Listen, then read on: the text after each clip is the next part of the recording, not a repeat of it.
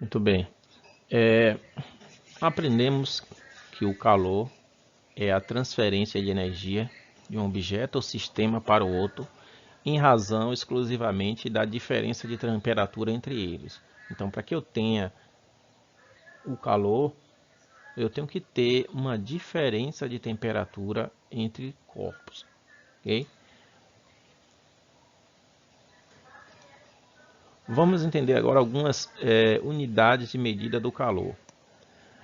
A unidade no sistema internacional, né, de medida do calor é uma unidade conhecida como Joule, tá? A mesma unidade utilizada para medir energia mecânica, energia cinética, energia potencial, trabalho. Por quê? Porque o calor é uma forma de energia, né? Então, no sistema internacional, no SI, o Joule é a unidade padrão. Mas usamos outras unidades, como a caloria, por razões históricas, né? Antes, acreditava-se que o calor era devido a um fluido imponderável que se chamava calórico.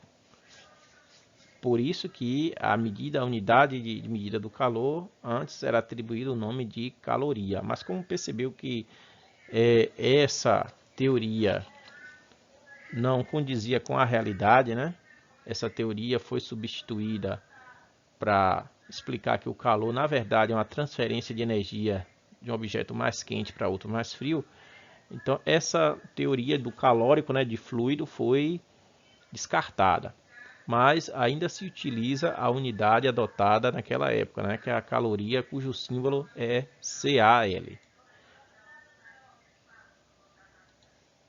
A relação entre uma caloria e o joule é que uma caloria corresponde a 4,18 joules. Muito bem. Vamos entender mais um pouquinho sobre essa quantidade de calor que é a caloria. Muito bem, então imagine aí 1 grama de água, ou seja, 1 grama de água é aproximadamente o quê? Uma gota de água. Então imagine que uma gota de água possui ali a massa de 1 grama de água e que aquela gota esteja a temperatura de 15 graus Celsius, ok? Então eu forneço uma certa quantidade de calor para que essa gota de água, que possui 1 grama de água, eleve sua temperatura para 16 graus Celsius, ok? Então, essa energia, esse calor que eu forneço para que essa gota de água eleve sua temperatura em 1 grau Celsius é o equivalente a uma caloria. Corresponde à quantidade de calor de uma caloria, ok? Muito bem. Essa unidade de caloria possui também outros múltiplos, que nós chamamos de quilocaloria. Quilo, K, cal, tá? Quilo corresponde a 1000 calorias, ok? Da mesma forma que a gente usa lá, o quilômetro é 1000 metros. Essa unidade também é muito utilizada para falar sobre a energia dos alimentos, né? A energia química que os alimentos nos fornecem quando são digeridos. Então, é muito utilizada essa unidade de quilocaloria para dizer essa quantidade de energia fornecida pelos alimentos. Muito bem, agora vamos mais importante. Como o calor se propaga? Então, essa mudança de energia térmica da região de maior temperatura para de menor temperatura pode ser processada de 3 maneiras distintas: condução, convecção e irradiação. Aqui no exemplo aqui a gente tem na figura cada um desses processos aí. Então tem aqui a fogueira, o processo de irradiação, o balão aqui subindo aqui na atmosfera, o balão com ar quente é um processo de convecção, né? E o abraço aqui, o calor aqui passado aqui através de um abraço, né? Também é através do processo de condução térmica. Vamos entender aí cada um desses processos. Então, o primeiro que a gente vai estudar é o processo de condução térmica. Então, de que se trata esse processo de condução? é o processo de propagação do calor, no qual a energia térmica ela passa de partícula para partícula em um meio, ok? Então nessa figura aqui a gente tem aqui uma chama, né? O calor da chama ele passa aqui da panela e da panela é transmitido para os alimentos, para poder cozer os alimentos. Como é que ocorre isso? Então aqui nessa animação aqui a gente tem uma chama, né? Que aquece aqui uma barra de metal. E percebam o seguinte, nesse momento aqui, que a barra recebe essa quantidade de calor aqui, as moléculas começam a vibrar mais, ok? E essa vibração se propaga de molécula ou átomo em átomo, em linha. E se eu tenho aqui a maior agitação aqui dessas partículas, eu tenho o quê? Maior agitação, a maior temperatura. Então a temperatura se propaga uniformemente, né? De partícula em partícula, até chegar aqui nessa região, ok? Então vai se propagando aqui, o calor vai se propagando, elevando a temperatura de partícula em partícula. Muito bem. No processo de condução, a gente pode distinguir dois tipos de materiais. Os condutores térmicos, que são aqueles materiais em que o processo de condução de calor ele é acentuado, ele é mais evidente, tá? Um exemplo clássico disso aí são os metais, né? Aqui os metais são bons condutores de calor. Então a gente vê aqui a barra aqui ficando rubra aqui na ponta, né? Se ela continuasse no fogo, esse processo ia se propagando de partícula em partícula. A gente tem um exemplo aqui, né, da panela aqui de metal no fogão. O calor da chama aqui é passado facilmente aqui para a panela e esse calor é utilizado para cozer os alimentos, ok? Outro material também por meio dessa classificação são os isolantes térmicos, que são materiais em que essa condução do calor ocorre com pouca ou nenhuma frequência, tá? Esses são materiais que impedem esse processo de transmissão de calor, ok? Um exemplo disso aí são madeira, isopor e esse material aqui que é feito que é colocado no cabo das panelas, né? Que, se eu não me engano, é embolite, tá? Eu esqueci o nome até desse material. Então, o que é que acontece com esses materiais? O calor, ele não é bem conduzido de forma acentuada nesses materiais, ok? Por exemplo, você coloca aqui uma panela aqui no fogão, né? A panela é feita de metal. Enquanto ela está aquecendo ali, se você for tocar na panela, for pegar, você vai pegar aqui pelo cabo, porque aquele calor que está sendo fornecido ali pela chama, ele não vai se propagar facilmente aqui por esse material. O contrário que se você tocasse na parte de metal, você ia se queimar facilmente. E aqui não, porque ele é um isolante térmico, esse calor que vai da chama, ele não se propaga tão facilmente aqui nesse material. Outro processo, né, é o de convecção térmica. Esse processo de propagação se dá com a movimentação das massas líquidas ou gasosas, onde elas alteram a sua posição devido à diferença de densidade.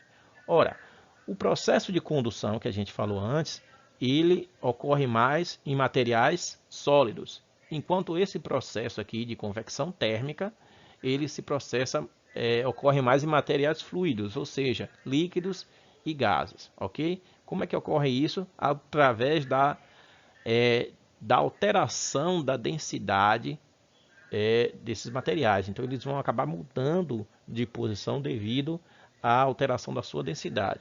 Vamos ver um exemplo aqui, né?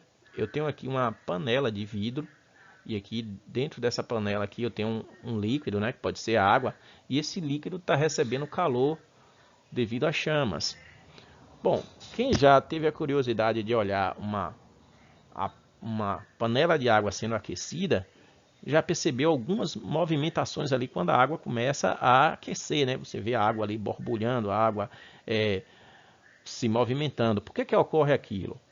Eu estou fornecendo aqui calor aqui para essa água aqui que está embaixo, essa que recebe o calor mais porque está mais próxima, ok? Então o que é que acontece? As moléculas de água aqui começam a se dilatar, elas aumentam o espaço ocupado por elas, né?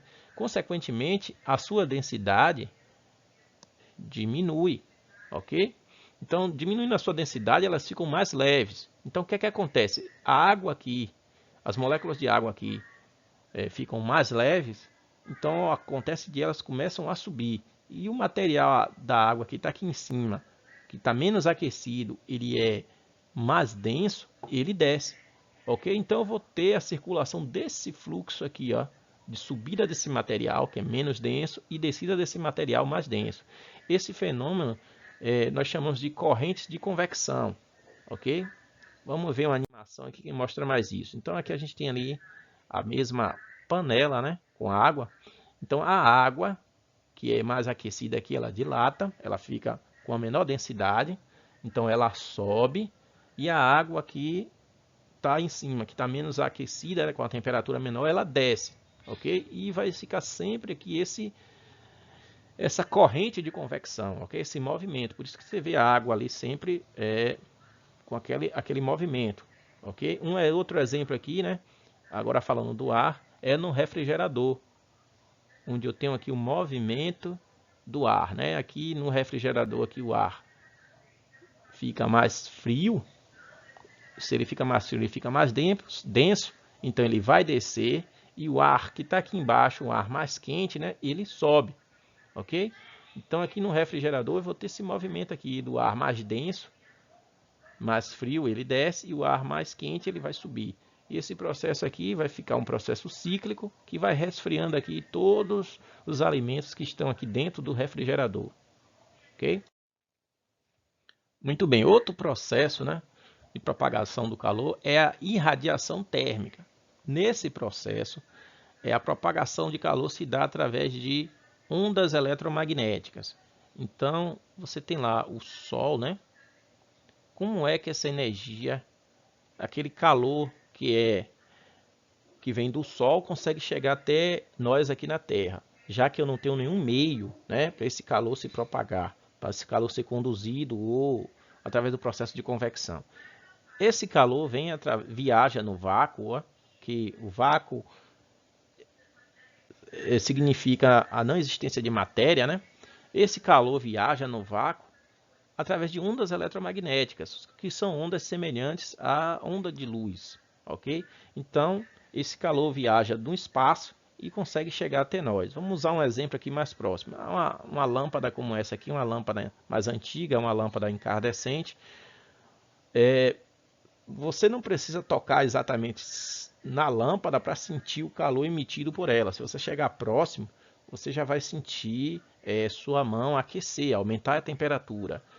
Esse calor ele é transmitido através de ondas eletromagnéticas, tá? Da mesma forma aqui a vela não tem nenhum meio físico aqui, sólido, metal, para eu ter a condução do calor da vela, tá? Da chama da vela. Eu não tenho aqui um material sólido. Tem aqui a convecção, mas as moléculas aqui do ar, elas vão subir para cima, né? O ar mais denso vai descer e o ar aqui próximo aqui ele vai ficar mais leve, ele vai subir, mas se você colocar sua mão aqui, o processo de condução de calor não vai ser através do processo de convecção. Então, como é que você coloca a mão aqui e o calor chega até a sua mão?